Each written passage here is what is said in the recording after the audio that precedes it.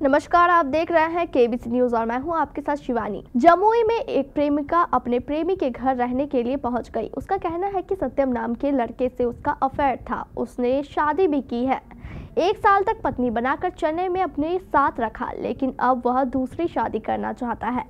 अर्चना ने बताया कि वह ग्रेजुएशन के लिए पटना गई थी। 2020 में उसकी मुलाकात सत्यम नाम के लड़के से हुई। उसी दौरान सत्यम सरकारी नौकरी की तैयारी करता था। मैं पढ़ाई के साथ साथ पार्ट टाइम जॉब करती थी।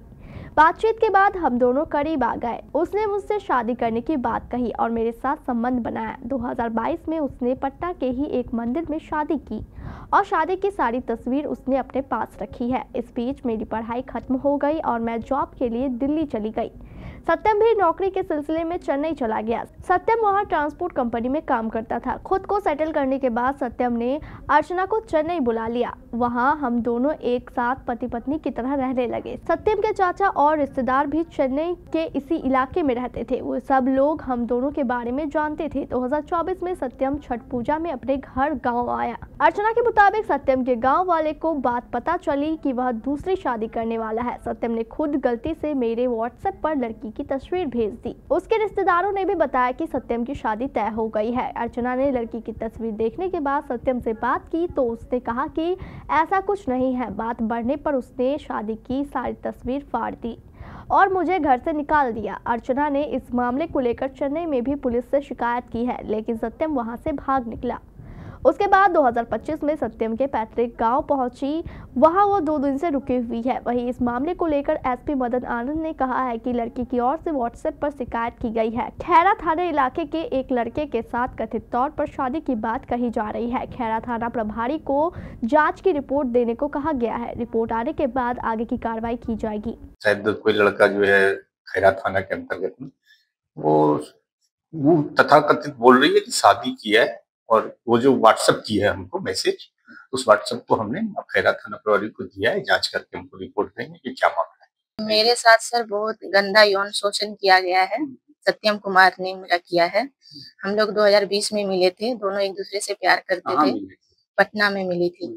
उसके बाद वहां से हम लोग एक दूसरे से मिलना स्टार्ट किए। 2 साल बाद मुझसे वो मंदिर में शादी किया पटना में। वो शादी का सारा प्रूफ वो अपने पास ही रखा। ठीक है।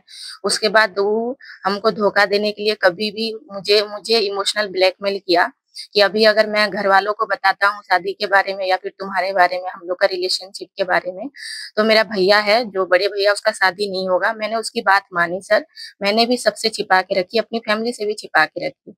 जब उसका भैया का शादी हो गया, जब मैं बोली कि अब बता दो घर वालों को हम लोग के बारे में, तब तक कुछ उसके घर में उसके पापा जी का डेथ हो गया। इस वजह से मैंने भी कुछ उसको नहीं बोली सर। अभी मुझे पता चला कि 1 महीना पहले छठ पूजा में वो घर आया था। अचानक वो दूसरा लड़की से शादी तय कर लिया और अपना फैमिली वाला को मेरे बारे में नहीं बताया। जब वो एक बार व्हाट्सएप में गलती से मुझे ही भेज दिया लड़की का पिक। नीचे लिखा हुआ था कि इस लड़की के साथ मेरा शादी होने वाला है। जब मैं उससे फोन करके पूछी कि ये सब क्या हो रहा है, मेरे साथ धोखा कर रहे हो तुम, तो बोला कि अभी शादी लगा नहीं है, अभी कंफर्म नहीं हुआ है, तुम टेंशन मत लो, मैं घर वालों को तुम्हारे बारे में बताऊंगा। उसके बाद मुझे उसका कुछ फैमिली वाला का कांटेक्ट नंबर था, जिससे मैंने पता किया कि उसका शादी लगा है और उसका घर वाला नहीं दे रहा है, ये खुद से शादी कर रहे हैं, घर वालों की अपने खुशी से कर रहे हैं। यानी कि वो मुझे यौन शोषण किया, मेरे साथ पैसे लिए गए हैं सर, और मुझे पूरी तरह से धोखा दिया गया है। कहाँ से आई है आप?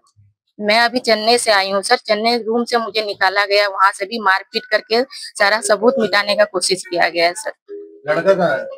लड़का अभी चेन्नई में है सर। पटना में आपकी मुलाकात हुई, पटना में आपने शादी की, उसके बाद फिर चेन्नई कैसे गई? चेन्नई में चेन्नई मुझे वो लड़का लेके गया सर। जब मैं पटना में, हम लोग का वो लड़का तभी जॉब नहीं करता था, तभी वो पढ़ाई करता था, मैं पार्ट टाइम की जॉब करती थी। जब हम लोग में बात आगे ये हो गई, उसके बाद वो लड़का चेन्नई गया। मैं दिल्ली में काम करती थी सर। दिल्ली से मुझे चेन्नई बुलाया गया। जब मैं बोली कि मैं चेन्नई में कहाँ रहूंगा, उसका पूरा फैमिली है वहाँ पे, मेरा वहाँ पे कोई नहीं था सर। तो वो लड़का मुझे बुलाया, वो लड़का मुझे रूम में रखा, एक साथ रखा, अभी मेरे साथ वो धोखा कर रहे हैं। इसके आपके जो बॉयफ्रेंड है या सत्यम नाम है, वो अपने परिवार के साथ चेन्नई में रहता था? नहीं, वो मेरे साथ रहता था, लेकिन उसका और भी फैमिली है जो अलग अलग रहते हैं। उसका चाचा चाची रहते हैं अपने फैमिली के साथ, उसका भैया भाभी रहते हैं, तो वो लोग को पता है सर हम लोग के बारे में। तो अब जो आप कांटेक्ट कर रहे हैं उससे, तो क्या बोल रहा है? अब वो अचानक बदल गया, मेरा नंबर ब्लॉक कर दिया, बोला हम लोग का कोई रिश्ता ही नहीं था। मारपीट करके शादी वाला जो प्रूफ मिटाने का कोशिश किया और भी, लेकिन मेरे पास जो प्रूफ है वही साथ का प्रूफ है सर, एग्रीमेंट पेपर है, ये है, साथ रहने का मेरे पास प्रूफ है। शादी वाला उसने मारपीट करके डिलीट कर दिया। अभी आप सत्यम के घर पे हैं, यहाँ क्या चाहती हैं? यहाँ मैं इसलिए हूँ क्योंकि ये सत्यम कुमार का घर है। अब मेरा उतना दिन से यौन शोषण किया गया है। जब तक यहाँ पे नहीं आए वो, जब तक कोई फैसला ना हो, तब तक मैं यहीं रहूंगी, चाहे मैं मर भी जाऊं, क्योंकि अब उसके अलावा मेरे पास कोई है नहीं कुछ सर। तो सत्यम के तो फादर मदर भी नहीं है, तो यहाँ कौन आपको? सत्यम का ये घर है, वो आएंगे सर। यहाँ पे उसका भैया भाभी है, उसका दादाजी है, वो आएंगे। अपना घर में कौन नहीं आता है, हर कोई आता है। इसकी शिकायत क्या आपने पुलिस से भी की है क्या? जी, मैंने पुलिस से शिकायत की, महिला थाना में शिकायत की है। उसने सर दूसरा थाना वाला को पैसा देके, जिस दिन मैं 24 तारीख को आई थी, उस दिन मुझे यहाँ से भगाने का कोशिश किया गया। तो वहां से फिर भी मैं नहीं गई, लेकिन मैं इसका फैमिली का बात मान के गई कि उसको टाइम देते हैं आने का, लेकिन अभी तक वो लड़का नहीं आया है। मैं सही हूँ इसलिए मैं उसके घर पे हूँ सर। अब वो लड़का भाग रहा है इधर उधर। चेन्नई में जब मैं कंप्लेन दर्ज की थी, तब वो चेन्नई में भी नहीं था सर, वो भाग गया था वहां से। तो जमुई पुलिस ने आपको क्या आश्वासन दिया? जमुई पुलिस ने बोला है कि आप कार्रवाई करना चाहते हैं, लेकिन मैं अभी कार्रवाई करना नहीं चाहती थी, इसीलिए मैं डायरेक्ट उसका घर आके बताई सबको कि ऐसा ऐसा हुआ है सर। जम्मू एसपी को आपने इंफॉर्मेशन दे दी? जी, अभी मैं कंप्लेन कर दिया सर कि आप इसके घर पे हैं? जी बिल्कुल। आप रहने वाले कहाँ हैं? मैं पाकुड़ के रहने वाली हूँ, करियोटी मेरा गांव का नाम। क्या करते थे आप? मैं जॉब करती हूँ। क्या चीज का पढ़ाई हो रहा था पटना में? पटना में मेरा बीएससी हो रहा था सर, बायोलॉजी ऑनर्स में बीएससी की हूँ, और वो कोई चीज का प्रिपरेशन कर रहा था सर। कहाँ से की? मैं बीएस कॉलेज से की हूँ सर, विंध्येश्वर सिंह दानापुर। क्या नाम हुआ? नथुनी सिंह। सत्यम कौन लगता है आपको? होता है। होता है। एक लड़की आई हुई है, कह रहा है कि वो से उसकी शादी हुई है, उसके बाद वो धोखा दे रहा है। हम कुछ नहीं जानते हैं, हम तो उसका शादी ठीक किया, इसके बाद ये बिरा उठा। हाँ, चूंकि हम छक्का उका भी ले लिया है। हाँ, तब ये बिरा उठाया। अब कहाँ क्या है हम तो कुछ नहीं जानते हैं। सत्यम कहाँ है? सत्यम चेन्नई में। हाँ, तो उसको खबर किए हैं कि एक लड़की आके आपके दरवाजे पे? उस सबका खबर है। हाँ, वहाँ भी केस किया है, चेन्नई में भी। चेन्नई में जब इसको खोजा थी भाग गया है। अच्छा, लड़की भाग गई? हाँ, भाग गई वह। तो आपके दरवाजे पे आके बैठी? फिर उनको वहां से फोन किया ना, तो वो भी फोन किया कि आओ चेन्नई। तू कहाँ गया?